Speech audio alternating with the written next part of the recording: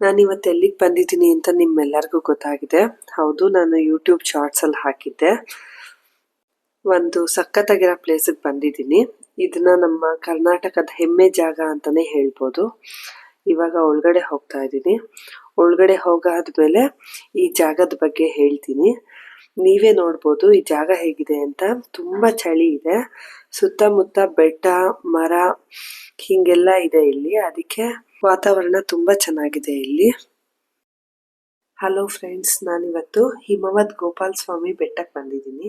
ಇದು ಗುಂಡ್ಲುಪೇಟೆಯಿಂದ ಬರೀ 20 ಕಿಲೋಮೀಟರ್ ದೂರ ಇದೆ. ಇಲ್ಲಿ ಗಾಳಿ ಹೇಗಿದೆ ಅಂತ ನೀವೇ ನೋಡ್ತಾ ಇದ್ದೀರಲ್ಲ, ತುಂಬ ಮಂಜಿರತ್ತೆ ಇಲ್ಲಿ.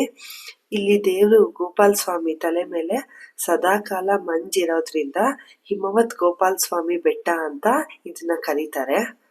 ಈ ಜಾಗ ಎಷ್ಟು ಚೆನ್ನಾಗಿದೆ ಅಂತಂದ್ರೆ ಎಷ್ಟು ಸಲ ಇಲ್ಲಿಗೆ ಬಂದರೂ ಬೇಜಾರಾಗಲ್ಲ. ಇಲ್ಲಿ ಬೆಟ್ಟ ಗುಡ್ಡ ಮಂಜು ನೋಡಿದ್ರೆ ಇಲ್ಲೇ ಇದ್ಬಿಡೋಣ ಅಂತ ಅನ್ಸತ್ತೆ. ನೋಡಿ ಎಷ್ಟು ಬೆಟ್ಟ ಇದೆ ಸುತ್ತ ಅಂತ. ಬರೀ ಬೆಟ್ಟನೇ ಕಾಣಿಸ್ತಾ ಇದೆ. ಎಷ್ಟು ಹಸಿರಾಗಿದೆ ಅಂತಂದ್ರೆ ನೋಡಿದ್ರೆ ಕಣ್ಣಿಗೆ ಒಂಥರ ತಂಪು ಅಂತ ಅನ್ಸತ್ತೆ. ಇದು ದೇವಸ್ಥಾನ. ನೋಡಿ ಎಷ್ಟು ಜನ ಬಂದಿದ್ದಾರೆ ಅಂತ. ಇವತ್ತು ಶನಿವಾರ ವೀಕೆಂಡ್, ಅದಕ್ಕೆ ಇಷ್ಟೊಂದು ಜನ ಬಂದಿದ್ದಾರೆ. ದೇವಸ್ಥಾನದ ಸುತ್ತ ಹೆಂಗಿದೆ ಅಂತ ನೋಡೋಣ ಬನ್ನಿ. ತುಂಬ ಮೋಡ ಇದೆ ಇವತ್ತು.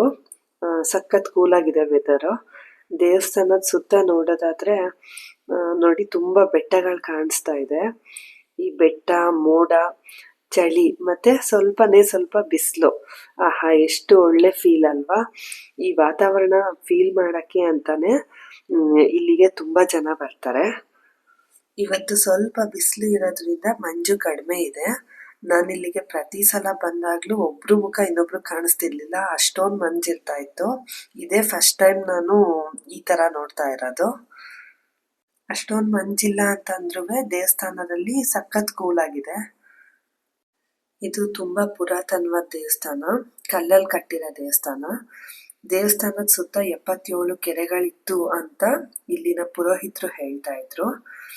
ದೇವಸ್ಥಾನದ ಒಳಗಡೆ ಹೋಗಿ ಪೂಜೆ ಮಾಡಿಸಿದ್ರೆ ಒಂದು ಕೃಷ್ಣನ್ ವಿಗ್ರಹನ ನಮ್ಮ ಕೈಗೆ ಕೊಟ್ಟು ಪೂಜೆ ಮಾಡಿಸ್ತಾರೆ.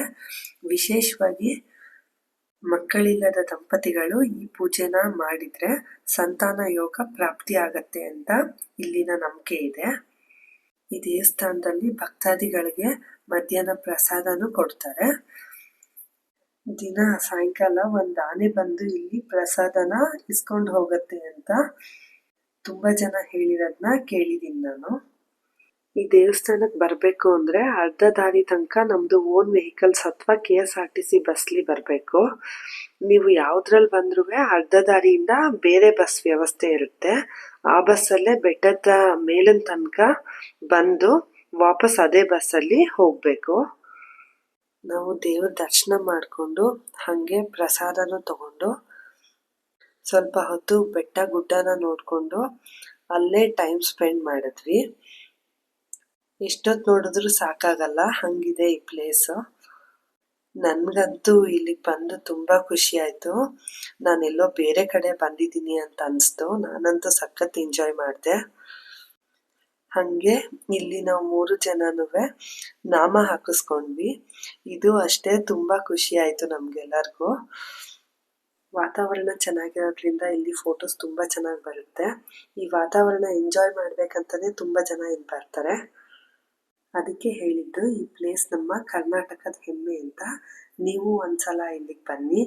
ಆಲ್ರೆಡಿ ಇಲ್ಲಿಗೆ ಬಂದಿದ್ರೆ ಈ ಜಾಗದ ಬಗ್ಗೆ ನಿಮಗೆ ಏನು ಅನಿಸಿಕೆ ಇದೆ ಅಂತ ಕಮೆಂಟ್ ಮಾಡಿ. ಆದಷ್ಟು ಪ್ಲಾಸ್ಟಿಕ್ ಯೂಸ್ ಮಾಡೋದನ್ನ ಕಡಿಮೆ ಮಾಡಿ. ಇಲ್ಲಿ ಪ್ಲಾಸ್ಟಿಕ್ ಅಲೋ ಮಾಡಲ್ಲ. ಸ್ಟೀಲ್ ಅಥವಾ ಗ್ಲಾಸ್ ಬಾಟಲ್ನ ತಗೊಂಡು ಹೋಗಿ. Bye friends.